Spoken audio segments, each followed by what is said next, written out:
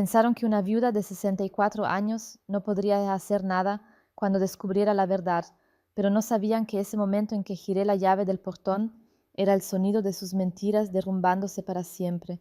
Cuando vi el coche de Rodrigo estacionado frente a mi casa en Coyoacán a las 3 de la tarde de un martes, mientras se suponía que mi hijo estaba en Monterrey cerrando un contrato, supe que algo no cuadraba en absoluto. Me llamo Elena Ruiz, viuda de Mendoza, y llevo 30 años trabajando como contadora en un despacho del centro. Esa tarde había salido temprano porque el aire acondicionado de la oficina se descompuso y mi jefe nos dio permiso de irnos. Normalmente llego a casa hasta las 7, pero ese día eran apenas las 3:15 cuando estacioné mi Tsuru blanco en la esquina de la calle. El coche de Rodrigo, ese Jetta gris que mi hijo Alejandro le había regalado el año pasado para su cumpleaños número 30, estaba ahí tan tranquilo como si tuviera todo el derecho de estar en mi cochera un martes por la tarde. Mi hijo me había dicho que Rodrigo, su mejor amigo desde la preparatoria, estaría en Guadalajara toda la semana visitando a su familia. 18 años de amistad tenían esos dos. Se conocieron en el Colegio Madrid, jugaron juntos en el equipo de fútbol, fueron padrinos en la boda del otro, y Rodrigo era el padrino de bautizo de mi nieta Sofía. Caminé despacio hacia la puerta principal de mi casa. La reja del jardín estaba entreabierta, algo que jamás dejaba así cuando salía. Siempre la cerraba con candado porque en el barrio habían entrado a robar a la casa de doña Lupita apenas 2 meses atrás. Empujé la reja y el chirrido del metal me puso la piel chinita. Entonces lo escuché, una risa. La risa de Rodrigo, inconfundible, esa que siempre me había parecido tan alegre en las carnes asadas familiares, en las posadas, en los bautizos. Pero ahora sonaba diferente, sonaba íntima, cómplice, como si compartiera un secreto que no debería existir. Y luego escuché la otra voz, la voz de Valeria, mi nuera, la esposa de mi hijo, la madre de mi nieta de 5 años. No podía ser. Me quedé paralizada en el jardín entre mis macetas de bugambilias y los rosales que tanto me costaba mantener bonitos con este calor del Distrito Federal. Aguzé el oído tratando de convencerme de que me equivocaba, de que mi cerebro estaba inventando cosas por el cansancio, por el calor, por lo que fuera. Pero no me equivocaba. Las voces venían de la sala, y ahora podía escuchar el murmullo de una conversación en voz baja interrumpida por risitas nerviosas. Sentí que el estómago se me revolvía, esa sensación que tienes cuando sabes que algo terrible está por confirmarse, pero tu mente todavía se niega a aceptarlo. Saqué mi celular del bolso y revisé los mensajes. Alejandro me había escrito a las 2 de la tarde. Mamá, todo va bien en Monterrey. La junta fue un éxito. Te llamo en la noche. Te quiero. Mi hijo, mi único hijo, el hombre bueno que había criado yo sola después de que su padre muriera de un infarto cuando Alejandro tenía apenas 12 años. El hijo que trabajaba como burro para darle a su familia una vida digna, que salía de la casa a las 6 de la mañana y regresaba a las 9 de la noche, que se perdía cenas y cumpleaños por estar construyendo un futuro para los suyos. Y su esposa estaba ahí en mi sala con su mejor amigo. Respiré profundo. Las manos me temblaban, pero la cabeza se me puso fría como hielo. 30 años de llevar cuentas me habían enseñado que los números siempre cuadran al final, que las mentiras siempre dejan un rastro, que todo tiene su día de ajuste de cuentas. Caminé en silencio hacia la ventana de la sala. Las cortinas estaban a medio cerrar, esas cortinas de lino color crema que me había costado un ojo de la cara en el Palacio de Hierro. Por la rendija pude ver adentro. Rodrigo estaba sentado en mi sillón, el sillón azul marino, que había sido de mi difunto esposo, el que solo se usaba en ocasiones especiales. Tenía los pies sobre mi mesa de centro de caoba como si fuera dueño del lugar. Valeria estaba a su lado, demasiado cerca, con una copa de vino en la mano. Mi vino, del que guardo para las fiestas en la alacena de arriba. Se estaban riendo de algo en el celular de Rodrigo.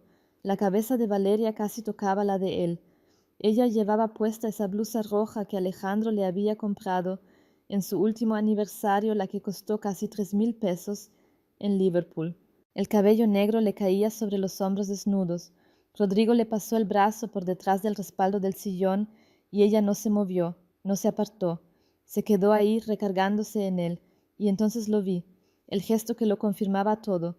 Rodrigo le acarició el hombro desnudo con los dedos despacio mientras ella sonreía y cerraba los ojos por un segundo. Un gesto pequeño pero demoledor, un gesto que no tiene explicación, inocente.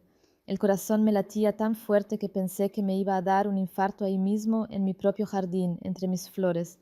Pero no, no iba a darles ese gusto, no iba a dejarle a mi hijo la imagen de su madre muerta de la impresión, mientras su esposa y su mejor amigo hacían quién sabe qué en su casa. Retrocedí despacio, paso a paso, cuidando que mis zapatos no hicieran ruido en el pasto. Llegué hasta la reja y la cerré con todo el cuidado del mundo. El candado hizo un clic suave al cerrarse, un sonido que a mí me sonó como el disparo que da inicio a una carrera. Me senté en mi coche. Las manos todavía me temblaban, pero la cabeza seguía clara como el agua. Saqué mi libreta esa que siempre cargo en el bolso para anotar gastos y empecé a hacer una lista. No de números esta vez, de pasos, de movimientos, de llamadas que tenía que hacer. Primero llamé a mi comadre Rosario, la que vive a 2 casas de la mía. Le dije que necesitaba un favor muy grande y que no me hiciera preguntas todavía. Rosario y yo nos conocemos desde hace 20 años, desde que nuestros hijos iban juntos al kinder. Ella entendió el tono de mi voz y me dijo que contara con ella.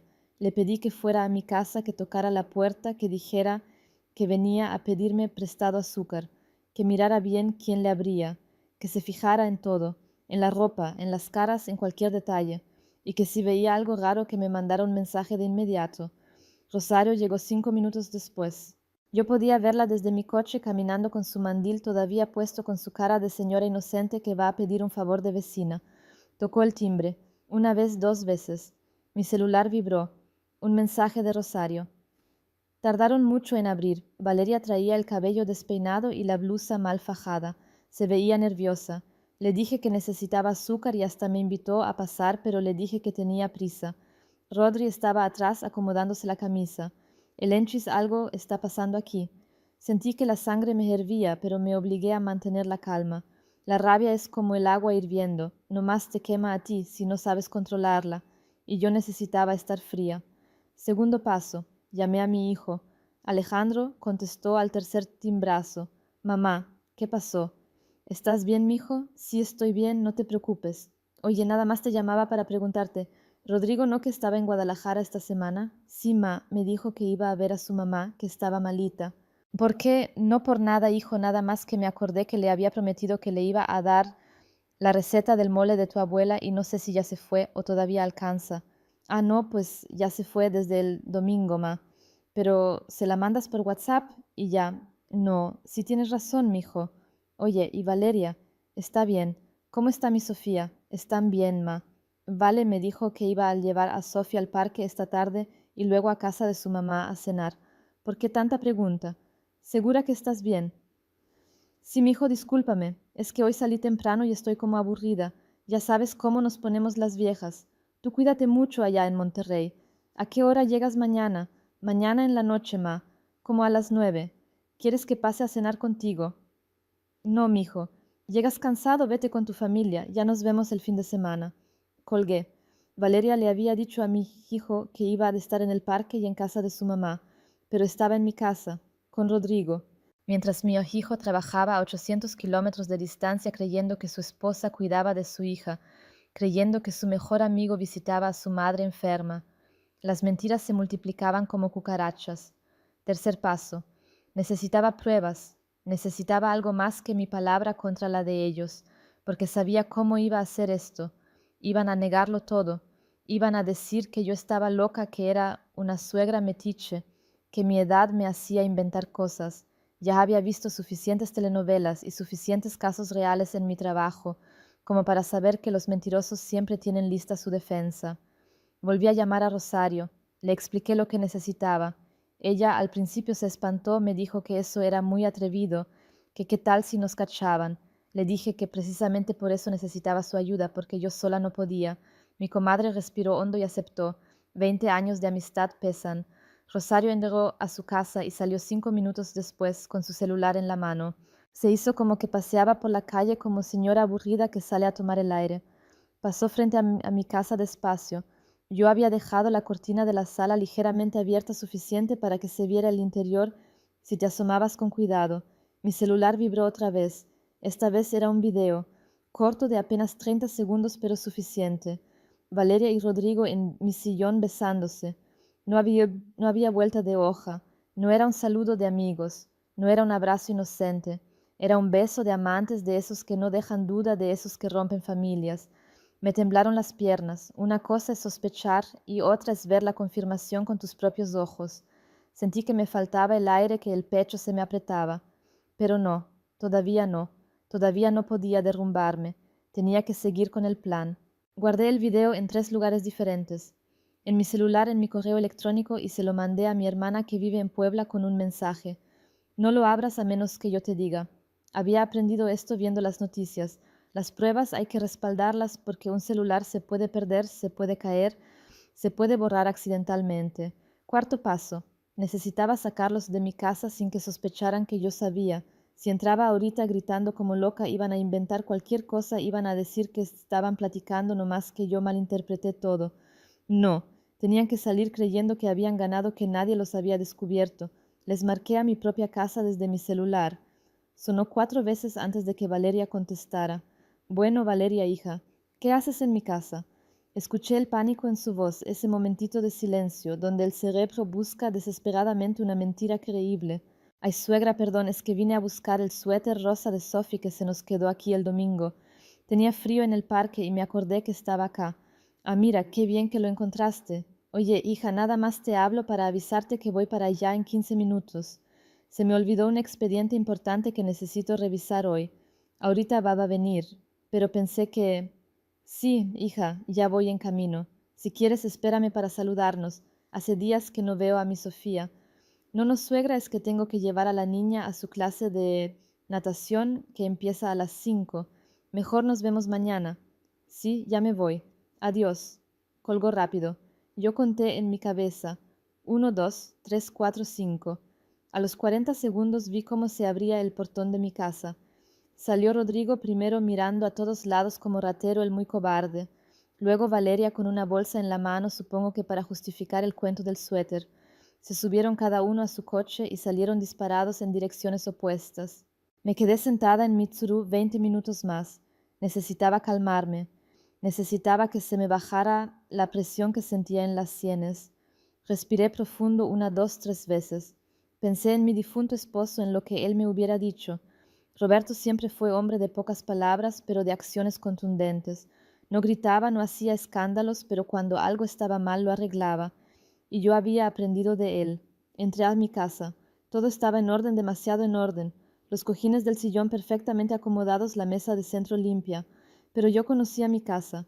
El tapete de la sala estaba un poco chueco. La botella de vino que guardaba en la alacena estaba en el librero mal puesta. Y mi sillón azul, el de Roberto, olía a la loción de Rodrigo, esa que usaba desde la universidad, una polo verde que siempre me había parecido demasiado fuerte. Fui a mi recámara y me senté en la cama. Ahora venía la parte más difícil.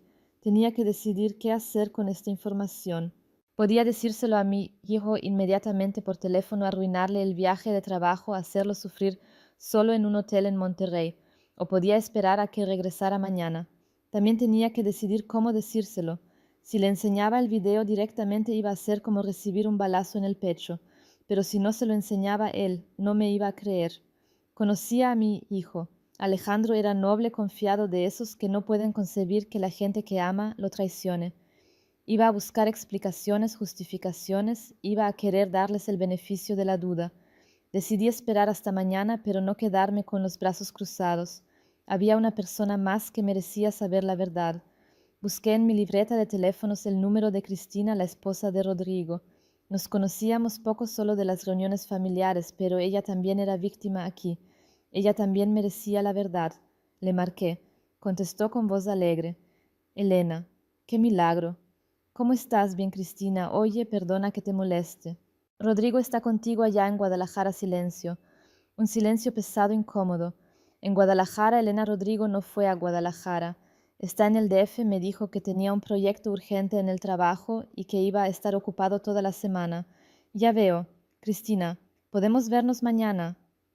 Necesito hablar contigo de algo importante, muy importante. Su voz cambió, se puso seria, preocupada. ¿Está bien, Rodrigo? ¿Le pasó algo? Rodrigo está bien de salud, pero necesitamos hablar tú y yo. Mañana a las 10 de la mañana. ¿Puedes? En la cafetería que está en Insurgentes, la que se llama La Parroquia. Aceptó. Escuché el miedo en su voz, esa intuición que tenemos las mujeres cuando sabemos que algo no cuadra, pero no queremos aceptarlo todavía. Esa noche no dormí. Me la pasé sentada en mi sala en ese mismo sillón donde los había visto besarse tratando de entender cómo habíamos llegado hasta aquí. Recordé todas las veces que Rodrigo había venido a comer a casa las Navidades, los cumpleaños de Sofía, las carnes asadas donde él y Alejandro se la pasaban contando historias de cuando eran chavos. ¿En qué momento había empezado esto? ¿Cuánto tiempo llevaban engañando a mi hijo y Valeria? La muchacha que había llegado a mi familia hace 7 años, tímida, educada, la que me decía suegra, pero con cariño, la que me llamaba para pedirme consejos sobre cómo cuidar a Sofía cuando era bebé. ¿En qué momento decidió que mi hijo no era suficiente? ¿En qué momento decidió que valía la pena arriesgar su matrimonio, su familia, el futuro de su hija? A las 6 de la mañana me bañé, me vestí con mi traje sastre azul marino, el que uso para las juntas importantes en el trabajo. Me pinté los labios de rojo, me puse mis aretes de perlas, esos que Roberto me regaló en nuestro aniversario número 20. Me vi al espejo y me dije, Elena, tu hijo te necesita fuerte, ahora no puedes fallarle. A las 9:30 estaba en la parroquia. Pedí un café cargado y me senté en la mesa del fondo donde nadie pudiera escucharnos. Cristina llegó puntual a las 10. Traía ojeras, se notaba que tampoco había dormido bien. Nos saludamos. Pedí 2 cafés más y unos molletes. Cuando el mesero se fue, saqué mi celular. Cristina, lo que te voy a enseñar te va a doler, pero necesitas verlo. Ambas necesitamos saber la verdad para poder decidir qué hacer. Le mostré el video. Vi cómo su cara pasaba de la confusión al horror del horror, a la rabia de la rabia, a las lágrimas. Se tapó la boca con la mano para no gritar ahí en medio del café. Ese desgraciado, ese maldito desgraciado. Lloró un rato mientras yo le sostenía la mano. Luego se limpió las lágrimas con una servilleta y me miró con los ojos rojos, pero con una determinación que no le conocía. ¿Qué vamos a hacer? Le expliqué mi plan. Alejandro regresaba esa noche de Monterrey. Yo lo iba a invitar a comer mañana a mi casa el jueves. Le iba a decir que quería hablar con él de algo importante. Cristina iba a hacer lo mismo con Rodrigo. Los dos iban a llegar a mi casa al mismo tiempo sin saber que el otro venía, y ahí frente a frente los íbamos a confrontar con la verdad. Cristina aceptó. Tenía la misma mirada que yo, esa de mujer que ya no aguanta más, que ya no va a seguir tragando mentiras. Esa tarde, cuando Alejandro llegó de Monterrey, lo llamé para invitarlo a comer. Le dije que había hecho su pozole favorito, que hacía mucho que no platicábamos solos. Él aceptó encantado. Mi hijo siempre ha sido buen hijo de esos que aunque esté cansado, aunque tenga 1000 cosas que hacer, siempre saca tiempo para su mamá. El jueves a las 2 de la tarde Alejandro llegó a mi casa. Traía cara de cansancio, pero me sonrió y me dio un abrazo fuerte, de esos abrazos que te recuerdan por qué vale la pena todo. Huele delicioso, ma. Me moría de hambre. Siéntate, mijo, ahorita te sirvo. En ese momento sonó el timbre. Alejandro me miró extrañado. ¿Esperas a alguien? Sí, hijo, invité a alguien más. Ábrele tú, por favor. Mi hijo abrió la puerta. Rodrigo estaba ahí con una sonrisa, con su mano extendida para saludar a su mejor amigo sin saber lo que venía. Rodri, ¿qué haces aquí? Pensé que seguías en Guadalajara. La sonrisa de Rodrigo se congeló cuando vio a Alejandro. Miró hacia adentro, me vio a mí parada en la puerta de la cocina y algo en su cara cambió. Supo que lo habían descubierto. Entra Rodrigo. Hay suficiente pozole para todos. Los dos pasaron. El ambiente estaba tenso, pesado. Alejandro estaba confundido, Rodrigo estaba pálido. Lo senté en la sala, en ese sillón azul que ya lo sabía todo. Toqué el timbre de mi misma casa y Cristina entró. Había quedado esperando afuera escondida hasta que yo le avisara. Cuando Rodrigo vio a su esposa se puso de pie de un salto. Cristina, ¿qué? Siéntate, Rodrigo. Ahorita hablamos todos. Alejandro me miraba sin entender nada. Mi pobre hijo tan noble, tan confiado, todavía no se imaginaba lo que venía. Mijo, hay algo que tienes que saber, algo que me rompe el corazón decirte, pero que necesitas escuchar. El martes pasado regresé temprano a la casa. Le conté todo, cada detalle. El coche de Rodrigo, las voces, el video. Cuando saqué mi celular para enseñarle las pruebas, Alejandro levantó la mano. No, mamá, espera. Esto tiene que ser un malentendido. Rodri, dile a mi mamá que esto es un error. Rodrigo tenía la cabeza agachada, las manos temblorosas. No dijo nada. Dile que mi mamá está equivocada. Dile que Valeria y tú no... Le mostré el video. Vi cómo mi hijo se rompía en pedazos frente a mis ojos, cómo su cara pasaba de la negación a la aceptación de la aceptación, a un dolor tan profundo que me partió el alma. Se llevó las manos a la cabeza y se quedó así doblado, respirando con dificultad. No puede ser, no puede ser, ustedes son... Tú eres mi hermano, Rodri, tú eres mi hermano. Rodrigo finalmente levantó la cara. Tenía lágrimas, pero no sé si eran de arrepentimiento o solo de haber sido descubierto. Perdón, perdón, Ale, perdón, fue un error yo. Un error, un error es besarte con mi esposa en casa de mi mamá. ¿Cuánto tiempo llevan? ¿Cuánto tiempo me has estado mintiendo? Rodrigo no contestó. Cristina se levantó y le dio una cachetada que sonó en toda la sala. 5 años de matrimonio, Rodrigo. 5 años. Y esto es lo que me das. Alejandro también se levantó. Pensé que iba a golpear a Rodrigo, que iba a perder el control, pero mi hijo es más fuerte que eso. Respiró hondo y habló con una voz que yo no le conocía, una voz fría, dura. Quiero que te vayas de mi casa, de la casa de mi mamá. Quiero que te largues y no vuelvas nunca. No vuelvas a hablarme. No vuelvas a acercarte a mi familia. Para mí tú ya no existes. Rodrigo salió corriendo seguido de Cristina, que le gritaba de todo en la calle. Alejandro se dejó caer en el sillón y lloró. Lloró como no lo había visto llorar desde que era niño. Yo me senté a su lado y lo abracé. Dejé que se desahogara en mi hombro sintiéndome impotente porque no hay abrazo de madre que cure este tipo de heridas. Mijo, ahora tienes que hablar con Valeria. Tienes que saber toda la verdad. Lo sé, mamá, lo sé. Esa noche Alejandro confrontó a Valeria. Me contó después que ella lloró, que pidió perdón, que dijo que había sido solo un error de 2 meses, que Rodrigo la había buscado, que ella se sentía sola, porque Alejandro trabajaba mucho. Todas las excusas del mundo, todas las justificaciones que dan los cobardes cuando los descubren. Mi hijo le pidió el divorcio esa misma noche. Valeria se fue a casa de su madre llevándose a Sofía. Los siguientes meses fueron un infierno de abogados, de acuerdos de custodia, de lágrimas de mi nieta que no entendía por qué papá y mamá ya no vivían juntos. Han pasado 8 meses desde ese martes que cambió todo. Alejandro vive ahora conmigo en la casa donde creció, mientras encuentra un departamento para él y para cuando le toque tener a Sofía. Está más delgado, más serio, pero está sanando. Ha vuelto a sonreír cuando juega con su hija los fines de semana que le tocan. Valeria se casó con Rodrigo hace 2 meses. Qué rápido se consolaron, ¿verdad? Cristina se divorció y se regresó a Guadalajara con su familia. Me llama cada semana para decirme que está mejor, que encontró trabajo en el despacho de su hermano, que por fin puede dormir tranquila.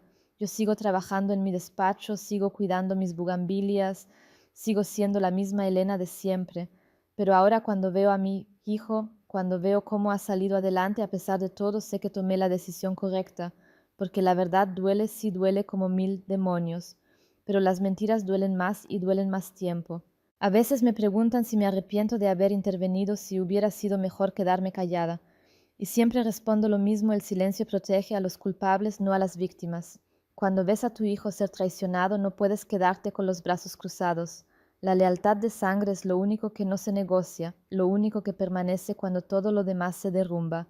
Mi hijo me dijo hace poco que le salvé la vida, que si hubiera seguido en ese matrimonio de mentiras, se hubiera muerto en vida sin saberlo, y aunque me duele verlo, todavía sanando sé que hice lo correcto, porque eso hacen las madres, ¿verdad?